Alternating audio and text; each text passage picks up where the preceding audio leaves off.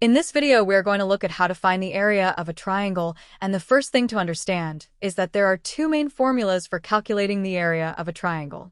The first one is 1/2 multiplied by the base multiplied by the height, where the base represents the bottom side of the triangle and the height is the vertical distance measured perpendicularly from the base to the top of the triangle.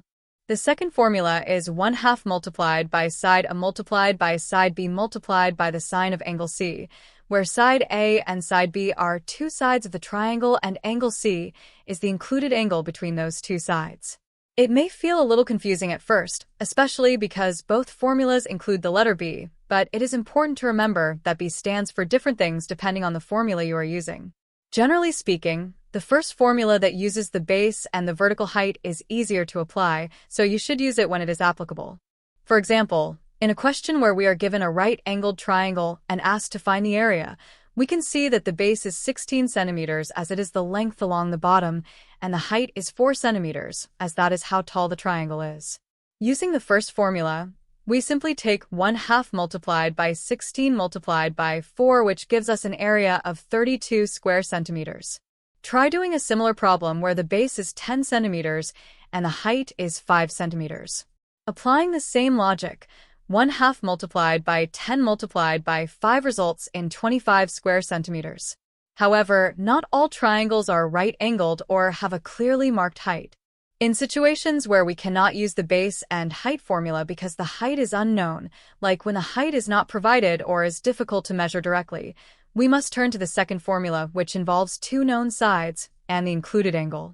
A very important point to keep in mind when using this formula is that you must always use the angle that lies between the two sides you are multiplying. It helps to think of the rule as needing two known sides and the angle in between them, rather than focusing too much on what each letter stands for. For instance, if you are given two sides measuring 15 centimeters and 8 centimeters and the angle between them is 70 degrees, you can substitute those values into the formula. So we do 1/2 multiplied by 15 multiplied by 8 multiplied by the sine of 70 degrees, which gives us an area of approximately 56 square centimeters.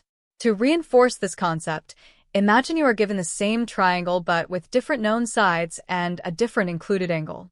This time, you know the lengths of two sides, 15 centimeters and 14 centimeters, and the angle between them is 32 degrees. Even though the values are different, because it is the same triangle with a different orientation, using the formula 1/2 multiplied by 15 multiplied by 14 multiplied by the sine of 32 degrees also results in an area of approximately 56 square centimeters. Now, sometimes problems are made more challenging by including an extra step. For example, you might need to find a missing side or angle before you can calculate the area. Let us take a right-angled triangle with a base of 9 centimeters and a hypotenuse of 15 centimeters. Since we do not yet know the height, we cannot directly apply the area formula, but because it is a right-angled triangle, we can use Pythagoras' theorem, which says that the square of the hypotenuse is equal to the sum of the squares of the other two sides.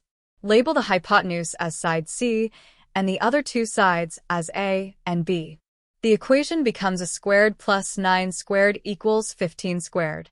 Solving this gives a squared plus 81 equals 225. Subtracting 81 from both sides gives a squared equals 144, so A equals 12. This means the missing height is 12 centimeters, and now we can find the area by doing 1/2 multiplied by 9 multiplied by 12, which gives us 54 square centimeters. In another type of problem, you might be given a triangle with no right angle and no clearly defined base or height.